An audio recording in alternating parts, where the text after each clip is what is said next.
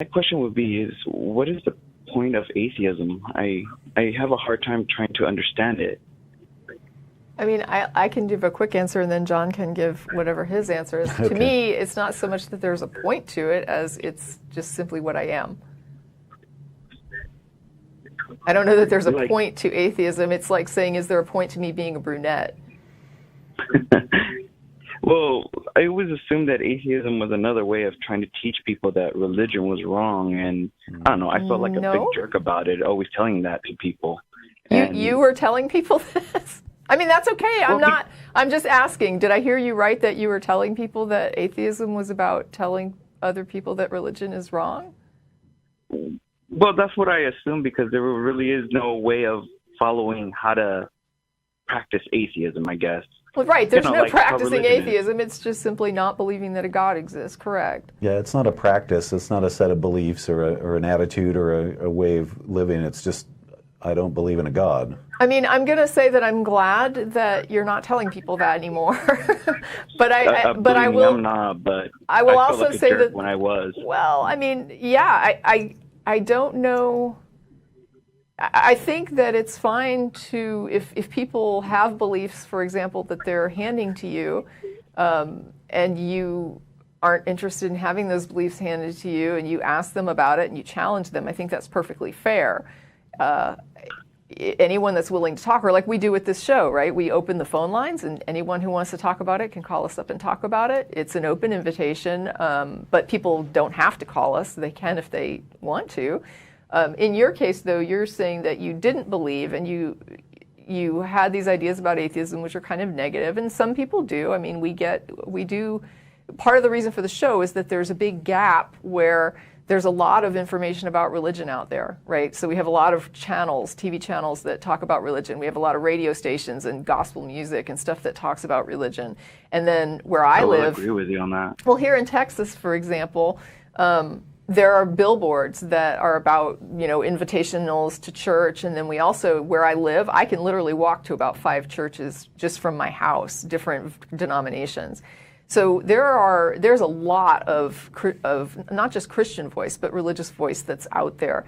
And so this show was started because there really isn't a mechanism like that for atheism, right? I mean, if you're online and you're in the atheist community, you're exposed to a lot more of atheist voice than there used to be. But for a long time in the public square, the atheist voice was silenced because people didn't speak up. And even today, when there's so many more people speaking up, you still have a lot of people that are scared to say that they're atheists for different reasons. We have euphemisms for it that people will use. We also have situations where people say they would take backlash from their communities, backlash from their families. So they're afraid to say anything about their lack of belief in a God. And then what happens is, a lot of times churches will get up. Not all churches do this, but there are churches who get up and then they malign us and they demean us. They tell people misconceptions and disinformation about atheism. And then people, before they even meet us, they have these really bad ideas about what we represent. And the fact is, each individual atheist is representing for themselves. And some of us are going to be nice people and some of us are going to be assholes. And it's just a situation where we're just people. But I don't know, I looked at atheism the same way you're talking about it, mm-hmm. and also how people were always antagonizing me because they wanted me to give them proof, and I would try to tell them some of the websites that I go to. At the same time, I guess it would be to. Oh man, I just lost my it's okay. thought right now. Take a minute. Sorry about that. That's all right. I guess here, I'll just move on to another question. Okay. Do you fear death by any chance? I don't think I fear it. I mean, it's not like I'm looking forward to it, but I fear dying more than I fear death. Death doesn't really frighten me. I hope that my mode of death is not horrific. Yeah, I don't want to be in a lot of pain or suffer, but yeah. The idea of just not being here anymore is kind of like, well, did I fear before I was born? Did I fear that? Well, no, it's it was nothingness then. So yeah, I fear the dying process, more than I fear death. Does that make sense? It does, because even right now I'm fearing it a lot because of what happened to me recently with my coworker. I had a strong mental barrier, but it went down as soon as she started making some points, and then from there I just started to think, oh my God, I need to believe in something then, because it's destroying my brain, destroying my mind. Something's going wrong with me. And of course, like I said, I'm not a religious person. I believe there is a being out there, but I try to look at it in an atheist way and how I used to handle it, but it's not working lately. What is it that scares you? Like, what is it that scares you about it? The nothingness after death, that the person you love, the person you see, the people you have met, you won't see at all. Well, don't you think that you could also work on perhaps altering that perspective to one of saying, because my time is limited here, I really need to focus on what happens while I'm here, because I'm not going to have forever? I have been doing that now. That's good. Don't you think that's a good thing? It is, because it makes me feel much better, but for some reason, I'm kind of using the word of like saying God and stuff like that to people, because I've been meeting a lot of people lately that are in pain also. But I feel like a hypocrite also, because I'm like, I was once atheist. How am I even preaching this? Well, I guess I'm wondering, so I understand what you're saying about you have a fear of death, right? So it wouldn't even matter if it was death. Something is scaring you, and it's like a reality that you're not going to escape. And then there's this idea of a comforting concept that says you die, but it's just a transition to eternal life, which to you, you're saying, this is very comforting to me. It is comforting, but kind of boring at the same time. Yeah. Yeah, I guess so. Sorry, not to be negative on that. No, I think there's people who have explored the concept of the boringness of eternity. But I guess, do you actually believe that it's true that after death you're going to go on forever? Or are you simply saying that you kind of hope that you're wrong about death being finite and that you will go on forever? I don't know. Like, as an atheist, or a once atheist, I used to say, well, it's just the end. That's it. Nothing else is there. Did it freak you out then? At first it didn't, because it was more comforting than having to listen to biblical stories of the Bible and how these did happen back then. But now, as I'm older, it does frighten me. Okay.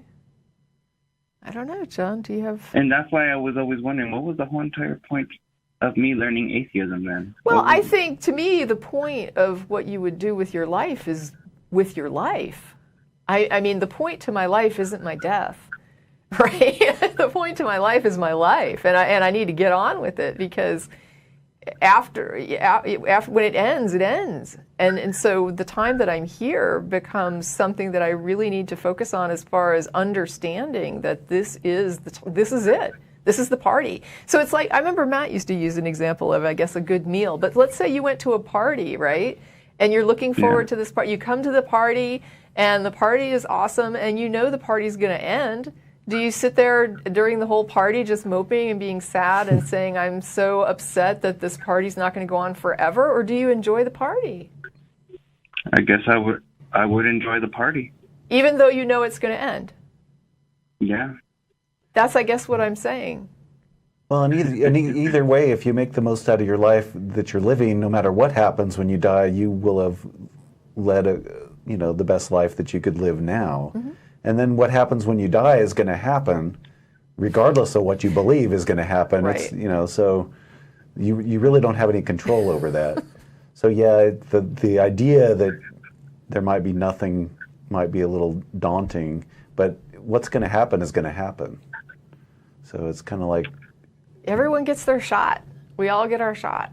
And you're kind of fortunate, because some people don't get much of a shot. There are a lot of people that don't even make it to adulthood, right? So just being able to live a life where you actually hit the point where you now have the option to control your life to a large degree, where you're I'm assuming, an independent person, and here you have a life. You have a life. A lot of people don't. Some people are born in situations where they have almost no options, where just surviving day to day is nearly impossible.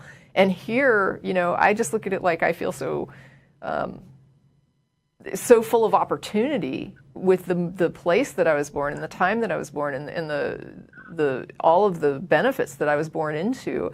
To be able to have this life is just something that I don't think that at this point, having lived as much of it as I have, I don't think I could complain if it were, you know, to even end tomorrow, because I've really had a shot here. Well, I guess you answered all my questions. I don't know that I can help you. I much. can't make you feel better, No. you know, but I... No. I wasn't looking to to actually feel better, but I was just trying to see if there was like some type of, you know, like almost like a similar Bible to the atheist way.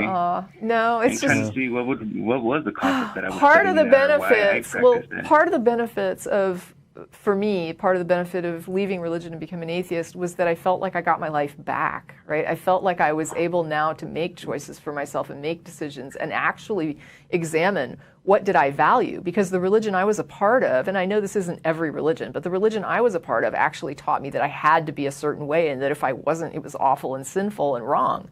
And so I had to actually suppress myself to keep trying to live up to some model that they had made that wasn't even really amenable to, you know, human reality.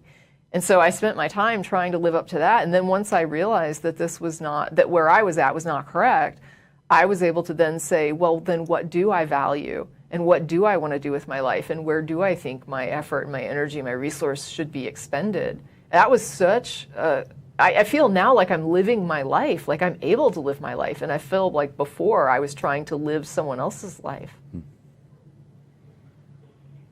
Well, thank you so much. Sure. And good luck with it. I mean, I hope, you know, just keep looking into it. There's a lot of different views, and hopefully you'll find some things that help you make better sense of it and help you resolve the questions that you're asking.